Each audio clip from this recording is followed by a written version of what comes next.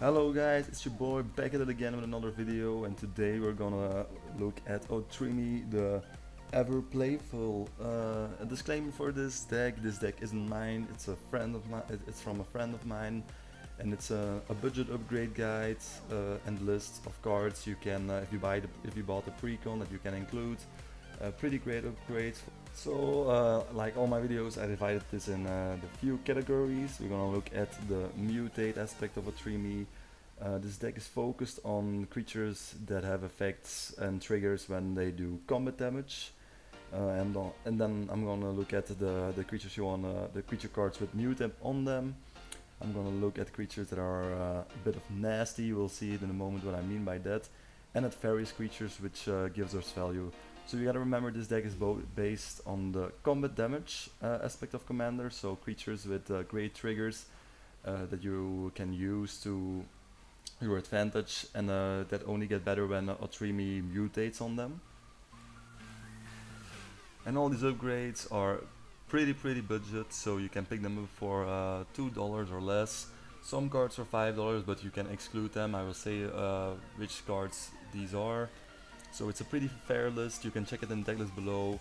The whole deck is around $60 I think, so it's pretty great. So we're first going to look at the combat damage.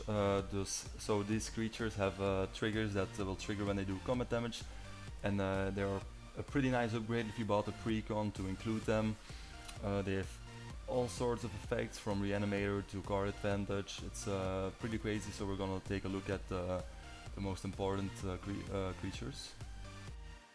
The first card is Storev, a pretty great card when it gets through reanimating creatures from the graveyard, which is especially great in this deck because if you mutate and somebody removes your creatures, they immediately remove 2 creatures with 1 card, so a pretty great deck. Rankle gives us many variations, many kits that we can use in different situations, and Virtuous is pretty good also.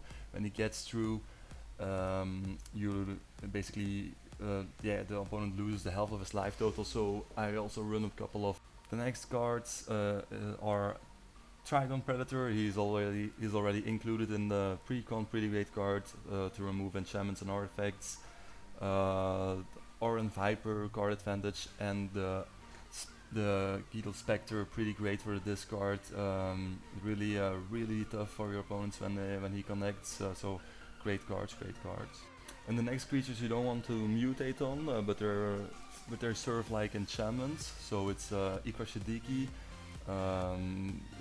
pretty great life gain because you bring, if Otrimi mutates, he's a 6/6 body. Orange Frostfang, pretty great for card advantages. Edric also. So yeah, you're gonna flood your opponents in card advantage if you play one of these cards. Okay, now we're gonna look at cards with the mutate mechanic on them. So the cards you want to mutate on the cards we've seen previous, and just great effects when they mutate. Brokros is a pretty great creature, a big body for a big body that we can put on our combat creature cards with yeah, so pretty insane. Gem Razor also great for removal, and Sawtux Demolisher also great for permanent removal. It has Beast within effect, so pretty great. These creatures gives us lots of value when they mutate, especially the Octopus. It's also great to mutate on him. Example with the Brokos, the card we've previously seen.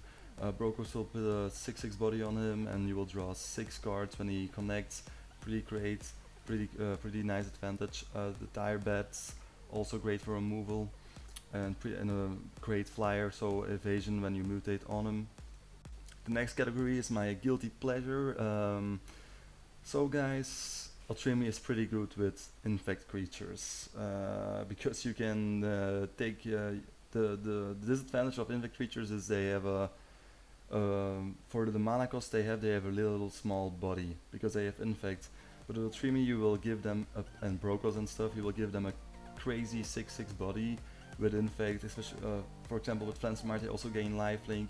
You can mutate on top of them, an unblockable creature. Unfortunately you can't put Bite Agent in this deck because Bite Agent is a human and you can't mutate on humans. But Infect, a great alternative win con in this deck. I would definitely recommend you run it, even though what your play group says. It's nice.